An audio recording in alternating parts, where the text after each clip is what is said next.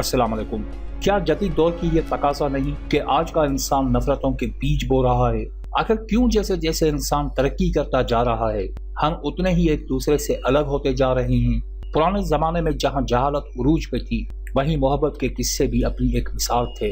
आखिर क्यों आज इंसान में इतना फर्क नुमाया हो गया है कि वो रंगो नस्ल, जात पात और अपनी सरहदों की हिफाजत करता हुआ इंसानियत को रोंकता चला जा रहा है। इसी मौजू पर तफसील से बात करने के लिए हमने दावत दी है मिस्टर सिंधी को। जी सिंधी, आप क्या कहेंगे इस बारे में?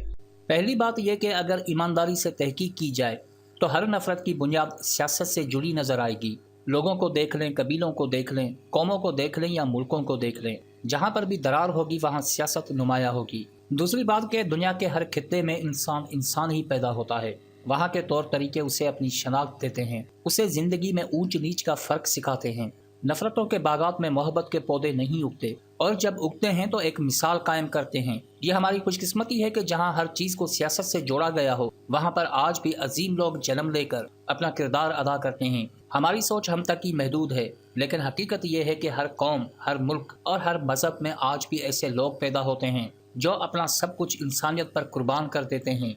लेकिन ये भी तो है कि आज के दौर में अच्छे इंसान बस अपनी कौम तक ही महदूद हो गए हैं, क्योंकि मुल्की कवानीन और मजहबी रुकावटें उन्हें बाउंड कर देती हैं। जज्बा बंदिश नहीं देखता और हौसला सरहद नहीं देखता। याद रखें कि जब इंसान बन जाता है तो इंसानियत को ही अपना मजहब बना लेता है। दुनिया की तारीख में कई ऐसे लोग मिलेंगे जो हिंदू, मुस्लिम, सिख, ईसाई नहीं बल्कि इंसान के रूप में आज भी जिंदा मिलेंगे।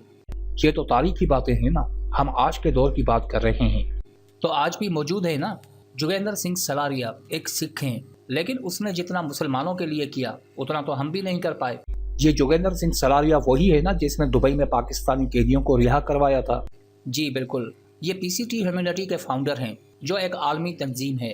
वैसे तो दुनिया में हजारों लाखों ऐसे इंसान है जो इंसानियत के लिए जीते हैं, लेकिन मैं इसकी दिल से इज्जत इसलिए करता हूँ क्योंकि इसने पाकिस्तान और स्पेशली सिंध के गरीब लोगों के लिए बहुत कुछ किया। थरपारकर में न सिर्फ खाने पीने की चीजें फराम की, बल्कि कई गाँव में हैंडपंप लगवा के साफ पानी भी मुहैया किया। मैं चाहता हूँ कि आप ऐसे इंसान को कॉल पे लें और इनकी सोच क्या है पूरी दुनिया को बताएं।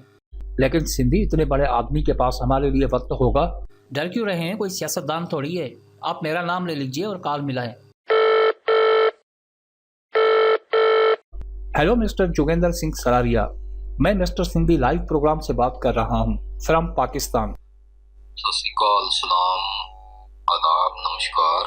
मैं Joginder Singh Salaria, founder of PCT humanity, सबको सलाम पेश करता हूँ। सर, आज आप जिस मकाम पर हैं, मतलब किसी भी चीज की कोई कमी नहीं, दुबई में कामयाब बिजनेस है। इस मकाम पर अक्सर लोग और ज्यादा दौलत इकट्ठी करने की कोशिश में होते हैं, वहीं आप अपने जाती पैसों से इंसानियत की खिदमत में मसरूफ दिखाई देते हैं। सर, क्या इसकी वजह जान सकते हैं? कि मैंने जिंदगी में कोई ऐसा इंसान नहीं देखा कि जो इंसान की भूख जो है वो पैसे से मिटती हो। उसको दो वक्त की रोटी से ही उसकी भूख मिटती है। तो जब हमारी भूख ही रोटी से मिटती है तो मेरे को लगता है कि जो बाकी के हमारे पैसे हैं वो किसी काम के नहीं है। हमारे ये भी कहते हैं कि पूत हो कपूत तो धन क्या करना, अगर पूत हो सपूत तो धन क्या करना। इसका मतलब ये है कि आपकी औलाद जो है अगर वो अच्छी निकलेगी तो आपको धन दौलत इकट्ठा करने का जरूरत नहीं, वो खुद ही अपनी परवरिश कर लेंगे। और अगर आपकी औलाद अच्छी नहीं निकली तो भी आपको धन दौलत की जरूरत नहीं है, क्योंकि वो उसको बर्बाद कर देंगे। सो ये कुछ कारण होते हैं इंसान के, और हमारे को जो खुदा परवरदिगार है उस अकाल पुरख की तरफ से हमारे को ये कहा है कि आप किरत करो, नाम जपो और बंट के छको, कि आप अपने हाथ की कमाई करो और उस अकाल पुरख का, उस खुदा परवरदिगार को हमेशा याद रखो, और जो आप कमाते हो उसको अच्छे तरीके से जो गरीब हैं, जो मस्कीन हमारे भाई बहन हैं, उनमें तकसीम करो। अच्छा सर, बेसिकली आपका ताल्लुक इंडिया से है, तो पाकिस्तान में गरीब लोगों के लिए काम करते हुए पॉलिटिकल इशू सामने नहीं आए? क्योंकि हमारी जहनियत ही ऐसी बनी हुई है कि इंडियन है तो जरूर राह का एजेंट होगा। मेरा जो तारुफ है, मैं तकरीबन दुबई में पिछले 24-25 साल से यहाँ पे अपने परिवार के साथ में रह रहा हूँ, अपना कारोबार कर रहा हूँ। तो मैं ये कहना चाहता हूँ कि डायरेक्ट इनडायरेक्ट कुछ चीजें ऐसी होती हैं जो इंसान के रास्ते में आती हैं, इसमें कोई दो राय नहीं होती।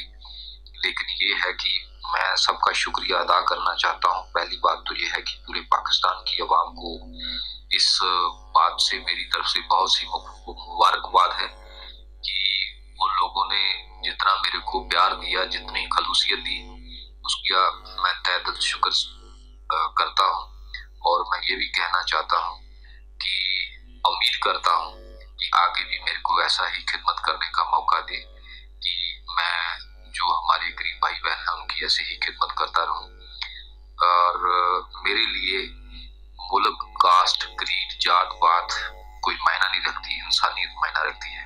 अच्छा सर, आपकी जिंदगी का मकसद क्या है? मेरी जिंदगी का मकसद है इंसानियत। मैं कहता हूँ कि जब तक मेरे में इंसानियत जिंदा है तो मैं जिंदा हूँ, और अगर इंसानियत मेरे में मर चुकी है तो मैं जिंदा नहीं हूँ। इसलिए मैं ये कहता हूँ कि मेरी जिंदगी का मकसद ही इंसानियत है। सर, आपकी नजर में मजहब बड़ा है या इंसानियत?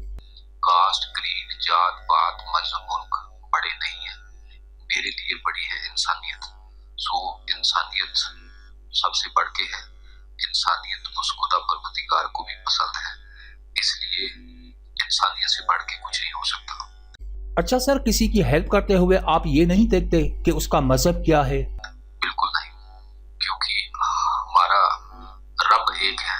किसी ने उसको रब कह के याद किया है, किसी ने खुदा वाहिगुरु कह के याद किया है, किसी ने राम कह के याद किया है, क्योंकि वो रब्बुल आलमीन है, वो रब्बुल मुसलमीन नहीं है। सो इसलिए जब हमारा रब एक है तो हम दो कैसे हो सकते हैं।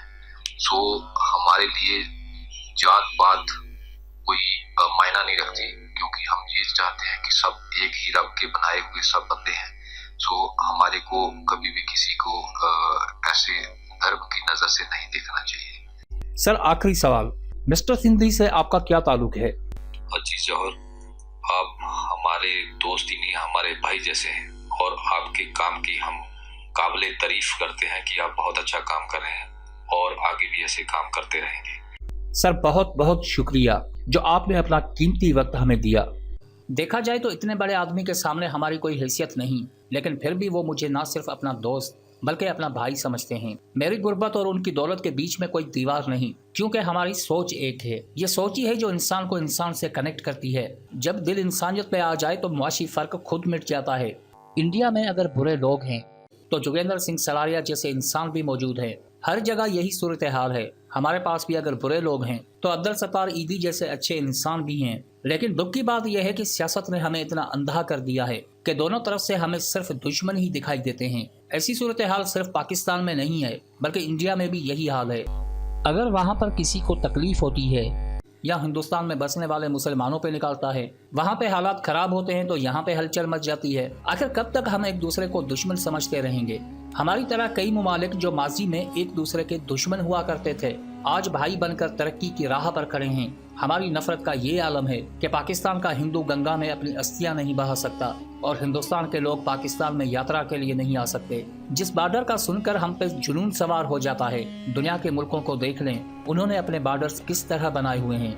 नेदरलैंड, बेल्जियम, अमेरिका, मेक्सिको, पुर्तगाल, स्पेन, ब्राजील, अर्जेंटीना, इन तमाम बॉर्डर्स पर एक पुलिस एहलकार भी मौजूद नहीं। वहाँ मौजूद लोग प्यार मोहब्बत से रहते हैं। इसी दुश्मनी और नफरत की वजह से हमारे हजारों लाखों जवान शहीद हुए, दोनों तरफ से कई खानदान उजड़ गए, मुआशी हालात तबाह हुए।